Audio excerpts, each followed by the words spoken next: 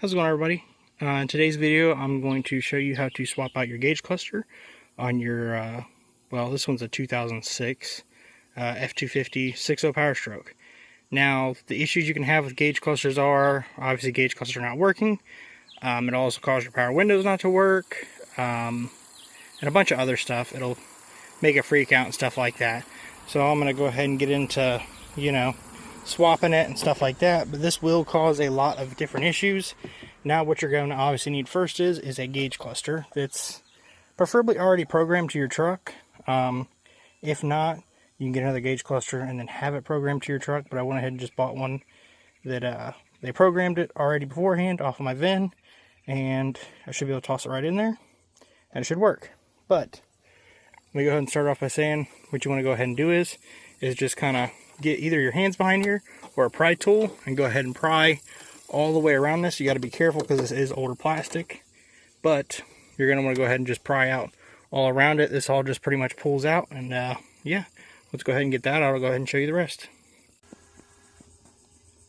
I was going to show you, as you can see, all I have is my battery and my airbag light, and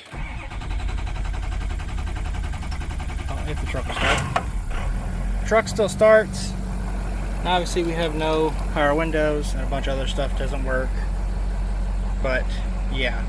So once you get to this point where it's kind of popped out, you go ahead, have the ignition on, drop your gear shifter down so it'll clear this part here.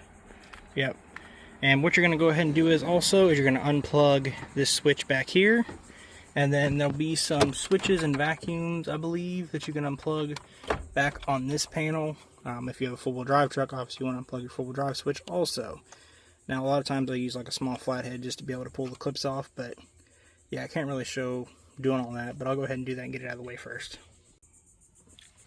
Alright, so now that you've fought all these plugs off, because they all just want to come out extremely hard, and including the vacuum ones, now you can actually see your gauge cluster and see what you need to get to.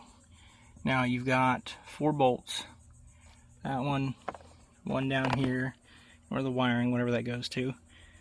One there, one there, one there. You want to go ahead and take those out. I forgot to mention, they're 7 millimeters. At least that's what I use for all of them. And yeah, I just get a small extension, just start taking them out. They're not in real tight, so you don't have to put them back in very tight either, but let's go ahead and get them removed and get the gauge cluster out. I also forgot, you want to unplug your tabs up here also, and I'll show you how to do that once I get it out. I almost forgot, down here at the bottom you got little plastic pull tabs. You basically need 2 hands, but you just push them in. Same with that little one right there. I can zoom in. Whoops. But yeah, there'll be one on each side, that little tab right there. Basically just push them in. See my finger right there. Once you push them in, that'll slide out. That way you can actually pull the cluster a little bit further out to get to these little tabs up here to get the harness unplugged. Alright, now that you've done that, now you can push on, you can see it, push a little tab right here and kind of pull this back. You kind of need 2 hands to do it, because I can't really get one hand in there to do it. But yeah, you'll push right here, little tab thing right there, and then you'll pull this back for both of them. And there you should have it out. Now my new gauge cluster, I have to swap my old cover on, because my new one came with like a protective thing, obviously to keep it from getting damaged. But yeah, if you get one like this, it's pretty simple.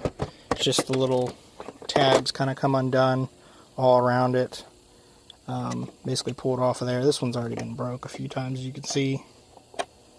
But yeah, go ahead and swap lenses and come back. Now it may be a little hard to hear me because the buzzer's going off, because the gauge cluster is actually working. But it's a good idea to always check before you get it all put back together. As you can see, everything's working. My mileage, all that's showing up now. Make sure it runs is the biggest issue.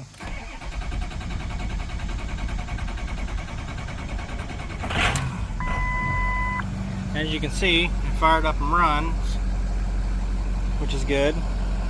Everything seems to be working good.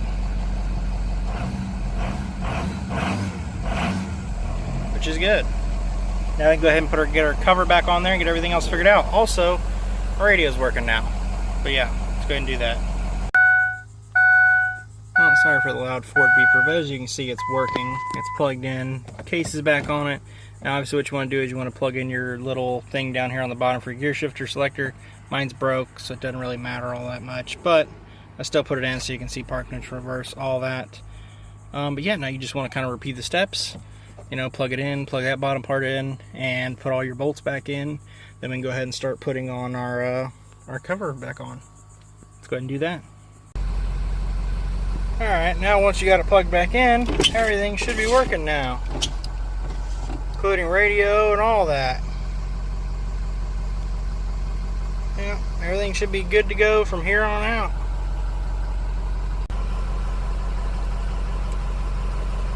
You want to make sure you check everything, make sure all your blower and stuff like that's all working, because you did undo your vacuum lines back there. But yeah, I mean, that should do it for this video. I appreciate everybody watching, like and subscribe, and don't forget to, you know, subscribe and check out my other videos and every good thing like that. But yeah, that should fix it for you and should be good from there. I appreciate everybody watching. Until next time, I'll see you guys later. Peace.